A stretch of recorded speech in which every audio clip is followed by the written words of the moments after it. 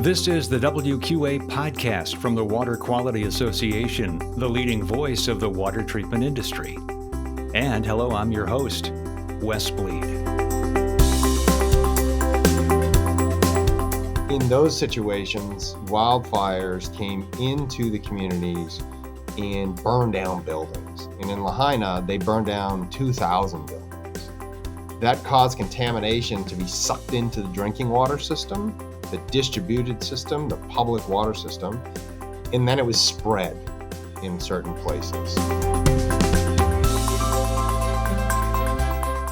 That's Dr. Andrew Whelton from Purdue University talking about the impact of wildfires on drinking water, a presentation he'll be giving at the WQA Convention and Exposition coming up March 5th through the 7th in Orlando.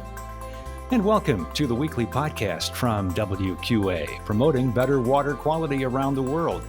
If you're a first-time listener or new to the industry, welcome. We're glad you're here. Be sure to subscribe to the podcast so you never miss a show. That is the magic of podcasting. And be sure to share the podcast with someone on your team or a friend or associate. In fact, we now feature these podcasts, perhaps you're watching, on our YouTube channel. Go to youtube.com/@Water Quality Association videos. In this episode, we're joined by Dr. Whelton as well as Callie Matheny, the Foundation Relations Manager at the Water Quality Research Foundation. She'll give us an overview of the WQRF Symposium taking place one day before the convention. We'll also talk with Dr. Tanya Lubner, the WQA Director of Training and Professional Certification, about the great education sessions offered at convention, and we'll have our WQA tip. And now on to my conversation with Dr. Andrew Whelton, Callie Matheny, and Dr. Tanya Lubner on the WQA Podcast.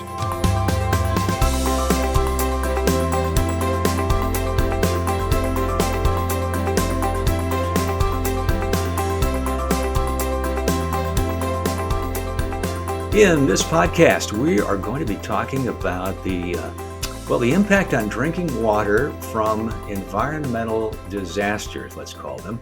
Situations like what we had in the past year with train derailment in Ohio, for example, or the wildfires out in Hawaii. What kind of impact did they have on drinking water, and how did our industry respond, and how can we be prepared for these kinds of things in the future? We're joined by Dr. Andrew Whelton, a professor of civil, environmental, and ecological engineering at Purdue University.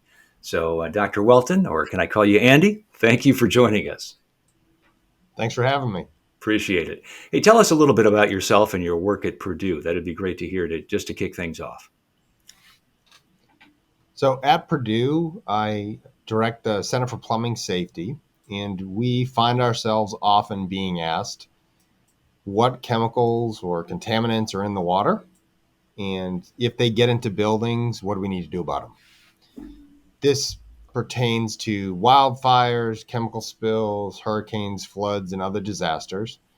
And that's really where science meets policy and decision making. Okay, very good. And you will be speaking in a couple of presentations at the upcoming WQA Convention. First, the symposium, the WQRF Symposium, that takes place actually one day before the convention begins on March 4th. And then you'll be speaking as one of our education presenters during the convention, which is March 5 through 7, in both of them taking place in Orlando. WQA.org/convention for more information about the convention and to register and get signed up. But tell us a little bit, your presentation, just what you plan to be covering in these presentations. Well, during some of the presentations, we're going to share some results that we've had with firsthand experience responding to these disasters. And many people are wondering, or they see things on TV, and they're wondering really what happened, or any households or businesses facing things that are not being talked about. That's some of the information we're going to share. So we're going to share some of the work about the chemicals we identified, how we went about doing that, where they went, where they remained, and what the exposures through water supplies as well as other media were and continue to be for the communities impacted. And in those communities, in those situations, we mentioned Ohio at the outset, we mentioned Hawaii. How was drinking water affected? Can you go into any detail at this point? Absolutely.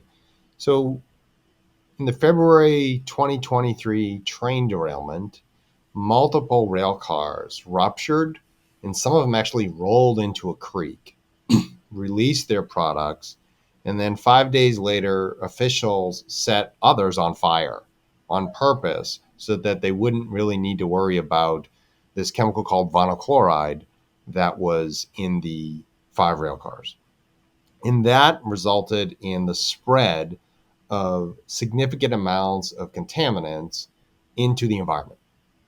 This was particulates, smoke. You can see a big mushroom black cloud that was in East Palestine, Ohio. But there was also chemicals that went into the groundwater, that went into the soil, went into the creeks. And we spent a lot of time tracking these contaminants down, trying to figure out where they were. And we had many questions with households and businesses about how to get it out of the water once it's there. Yeah, so they came to you with questions, and what were the solutions? Well, generally, with any disaster, and you're going to hear this a recurring theme that I have, those people with treatment solutions need to really press to understand what of data is available about what the complexity of the chemicals are. Because when disasters happen, it's not that prescribed. It's not, for example, like manganese. We know manganese is in the water in certain groundwaters, and so we can plan for that with our treatment technologies. Here, in these types of disasters, we really need to rely on people that go in and hunt down what chemicals are present, figure out what the delta is, how variable the chemical concentrations could be that you need to treat, and then you can pick the treatment solutions and validate how they proceed. So that's really what people need to realize. And even to this day in East Palestine, Ohio, there's some concern and questions about what the long-term chemical levels will be in these waters. And but was there some resolution that the industry members who were in the area were able to provide? So some of the industry members that have reached out and provided in-home water treatment solutions have stated that the testing needs to continue because they don't know if the contamination is yet at people's private drinking water wells, for example.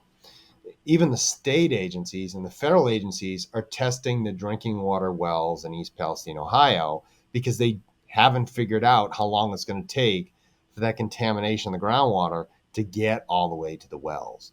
And so in that situation, it's kind of still unknown when the contamination is going to reach the private wells, but there are treatment solutions should it get there.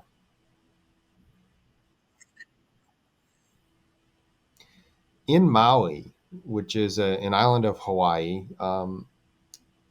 they experienced 4 significant wildfires, and you might have seen them on TV. There were 2 communities that were significantly impacted. One is called Kula, and the other one is called Lahaina. And in those situations, wildfires came into the communities and burned down buildings. And in Lahaina, they burned down 2,000 buildings.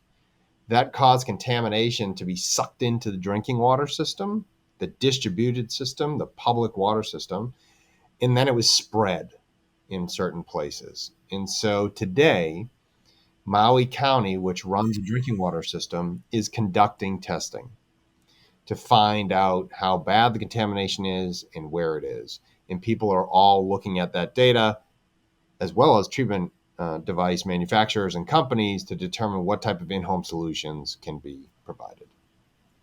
And did the industry respond in any way specifically to these needs? There have been some industry members who have installed treatment devices in people's homes. And in one of the things that we've seen, though, is that we don't really understand the delta yet or what's present to the degree that we need to. And so these are proactively installed, not necessarily to definitely make the water safe. Testing is needed by these federal agencies and state agencies to really figure out what the scale of contamination is. I think from your description, people are getting an understanding that this takes a while to figure out. And, and at the same time, one can imagine consumers and homeowners really clamoring for instant information. Would that be the case? Absolutely. Not only are homeowners clamoring for information, but individuals and innovators in the water treatment industry should also be clamoring for this government testing information, because they can better help communities impacted by having access to that publicly accessible information. So the health officials, the regulators, and the government officials, would you say they have an awareness of the point of use, point of entry industry and how it might be part of the solution? I think there's confusion within some of the state agencies, county agencies, and federal agencies. On one sense, some agencies and professionals think of these things as panaceas, which ignores some of the limitations of certain technologies. And in other cases, they're too conservative, and they are just adamantly against in-home treatment to solve some of these problems. And I think that's primarily due to education, and they're not understanding necessarily what their own contamination that they're dealing with is. So I think we can move forward as an industry and a sector to help these communities if government officials have the data and can make decisions that can then open the doors for the treatment industry to come in and provide solutions where they're applicable. So it's really an ongoing dialogue, I would imagine, for quite some time. And to that point, what do you think would be something you can suggest? Perhaps you've got this already prepared in your presentation, but what will you be suggesting our members consider doing to make sure they're prepared? What if something happened in their community? How might they be ready to respond to a situation that is either accidental, perhaps man-made, but still unexpected? Well, I think we see that happen a lot where members of the in-home water treatment or in building water treatment solutions industry act to help their own friends or families or clients and in schools. And what we really need is advocacy on behalf of the industry to encourage government agencies and these water utilities and such to provide information as fast as possible and as complete as possible so that the industry can make informed decisions. We often find that agencies are very slow in releasing information, and that inhibits the decision and also increases the risk that the business may take by getting involved in the process and providing a solution that may not be aligned with what the issues are. Well, we want to thank you for being a presenter at convention as well as at the WQRF Symposium. And to that point, I want to bring in Callie Matheny, our Foundation Operations Manager at the Water Quality Research Foundation, and talk a little bit more about the symposium. Callie, thanks for joining us. Sure. We're excited to do this. This is our second year of offering kind of a different educational component prior to convention kicks off. So again, this symposium is happening on Monday, March 4th. And it's a one-day event really dedicated to offering some issues that are important to all stakeholders in water. So our morning sessions will be focused primarily on the topic of PFAS again. We have two hydrologists from the USGS joining us. Kelly Smalling and Dr. Paul Bradley will be here to discuss their PFAS surveillance project at the TAP. So we're excited to have that session kind of kick us off that morning right away at 10 a.m. We'll be following that up with a session that's specific to PFAS and the life cycle of PFAS. We've got Dr. Tim Townsend from the University of Florida joining us. He is a waste expert. We have someone joining us to discuss biosolids, and we have a new technology, a new destruction technology being featured as well. Sarah Meyer will be there to represent Inspired Technology, so we're excited for that. Our keynote session for lunch is a little bit different. We're featuring the world premiere of a documentary film that will be a part of the World Water Film Festival this year. The name is called Sludge. We're very excited to be screening this. So that will be kind of the kickoff to our lunch, followed by a legal debrief with an attorney by the name of Ashley Campbell. She is a fairly well-known PFAS litigator, and she's going to share some information about litigation happening throughout the United States. And then in the afternoon, that's when we kind of take a turn to water's resiliency, and we're excited about that. That's when Dr. Whelton will be joining us, along with the U.S. Army Corps of Engineers will also be a part of that. We'll be talking about climate change and how it impacts water. And then finally, we'll wrap up with innovations in water. We have Dean Emhouse joining us from the Water Council, as well as Joe Jackangelo from Stantec. And he'll be kind of talking a little bit about AWWA's initiative for Water 2050. So we're excited to hear about that. And then finally, we will wrap up the day with the first official poster presentations. WQRF put a call out for poster presentations this year. We'll have 2 winners that will be featured as part of our educational content. So they'll do their poster presentations quickly before we transition into the networking component for the day. So as you can hear, it's a jam-packed lineup and we're really excited about it. So register now. Yes, and more information can be found at the convention site, again, WQA.org/convention, or at WQRF.org as well. And also wanted to bring in Dr. Tanya Lubner, who is the Director of Professional Certification and Training at WQA. And Tanya, welcome. We wanted to have you touch on education in general. We've mentioned that Dr. Whelton will be presenting during the conference education sessions. Yes, thank you, Wes. We have quite the variety of presentation topics. We always want to make sure that there's something for everybody at convention, whether they're more on the business operations side or on the technical side. So we, on the business track, we have a lot of focus on revenue generation, and whether that's helping your salespeople create sales leads or hiring the right people. And actually hiring was something that was pointed out by our members as being top of mind. So we definitely we have a whole general session that's going to be addressing that. We're going to be touching on marketing, among other things. And as we have been doing for the last couple of years, we've been splitting our technical education into a couple different tracks. We have one for those that are brand new to the industry, and this is to help them come up to speed on the different technologies, as well as on making sure that they get a full picture of the problem before they start providing solutions. We also have our commercial industrial track, which is going to have both introductory sessions for those who need a little advice on how to be successful in commercial applications. And we have more advanced topics, such as I believe we're doing zero liquid discharge, things along those lines. And we also, on Wednesday of convention, we're going to be following up Dr. Whelton's session with some suggestions, some technical advice on how dealers can better respond to these unknowns. We're going to talk about pilot testing, what's involved there.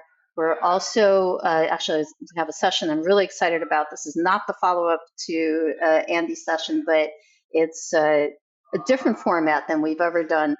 We're going to look at some goals for building design, and we're going to be trying to put together 3 different aspects. We're going to try to optimize 3 different aspects, and that includes energy efficiency, water efficiency, and finally, water quality. Usually, water quality doesn't figure into the equation, but we're going to have a number of very knowledgeable designers that handle various different aspects of this, and we're going to open this up to the audience. We have a sample design for them to work on, and they're going to provide feedback on what would they do to help optimize all 3 of those aspects together. So that should be a lot of fun. That sounds fantastic. And again, WQA.org/convention for more details and to get registered. Well, thank you to Dr. Tanya Lubner, to Callie Matheny, and to Dr. Andrew Whelton from Purdue University. Appreciate you all joining us, giving us some ideas of what's coming up at convention and how WQA members and others can take advantage of all of that great information. So thanks all to you for joining us today. And our WQA tip, a quick reminder about the special pre-convention programming. Along with the WQRF Symposium, we have WQA Business Bootcamp, again taking place Monday, March 4th at Orlando at the Orange County Convention Center. And also the RO sizing workshop. So you've got plenty of pre-convention programming to get started earlier and start to meet your friends and make connections along the way. Get more information at the website, wqa.org/convention. And we hope to see you in Orlando. Thanks for joining us for this episode of the WQA Podcast from the Water Quality Association, the leading voice of the water treatment industry. Learn more about WQA professional certification, product certification, and how you can become a member at WQA.org. This is Wes Bleed. So long from the Water Quality Association.